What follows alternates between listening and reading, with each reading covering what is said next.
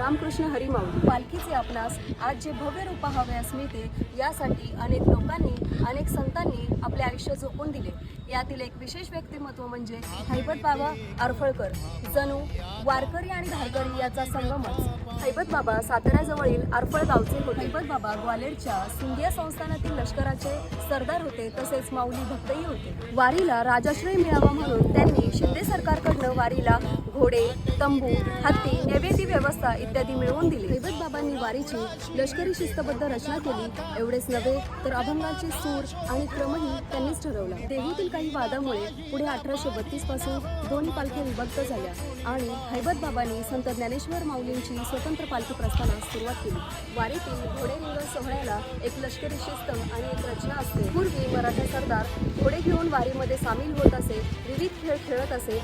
याचा प्रमुख उद्देश म्हणजे वारीचे परकीय आक्रमणांपासून संरक्षण करणे हा असेल। आजही पालखी प्रस्थान हैबत बाबांनी ठरवलेल्या लष्करी शिस्तीप्रमाणे आणि नियमाप्रमाणेच पार पाडले जाते।